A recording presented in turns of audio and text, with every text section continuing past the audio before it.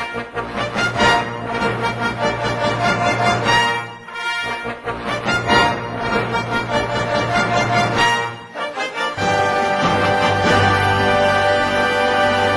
morning to each and every one here.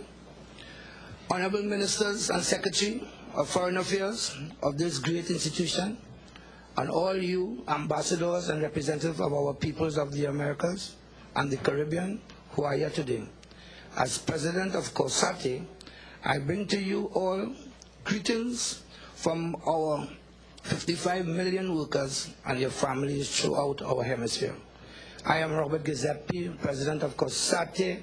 I am from the Twin Island Republic of Trinidad and Tobago, the most southerly state of the Caribbean archipelago. Honorable members, it is truly great to be a part of this auspicious gathering on the occasion of the 39th General Assembly. The theme of this assembly, non-violence, is most appropriate, if not timely. It certainly captures and shows clearly that this assembly has identified yet another major crisis that stalks our region and the entire globe. We do have a global crisis of violence. In my country, in the city of Port of Spain, on the 17th of April 2009, the workers presented and submitted their declaration to you, the honorable people. I am now craving your indulgence a bit to restate and return and remind you all on a few points that were made. My comrades at the side of me, they will develop in terms of the violence and in terms of the workers' position. I will just like to reiterate some of the points that we brought at Port of Spain. Our demands at the 5th Summit of the Americas showed in no uncertain manner that it is essential that we must all come together.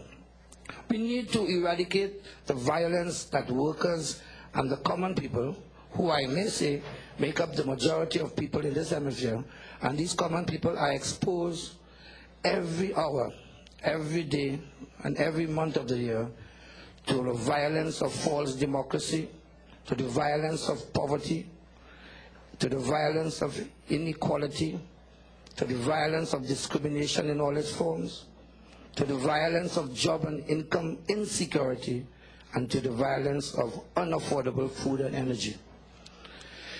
We have looked at this situation, and we did present a document, and I will place it as fast as possible to give my comrades a chance to get into the meat of the matter. At present, our region and the world face the worst crisis since the 30s. It is called the perfect crisis because it encompasses several dimensions, all impacting directly on the life of workers worldwide and in Americas in particular. This crisis constitutes the end of the concept of development as a linear and infinite process of appropriation and transformation of natural resources, as well as the end of the neoliberal model of economic globalization, which insisted that the open market and its different forms will well relegate and organize the planet's production and consumption. The expression, the perfect crisis, had already claimed its victims. Millions of workers have lost their jobs and millions are about to lose them if the crisis has yet touched bottom, as everything seems to indicate. As well as unemployment and its repercussions on poverty, deregulation and increasing precariousness of employment, our societies are paying for climate change and difficult access to food, especially affecting the most vulnerable group, that is the poorest of the poor.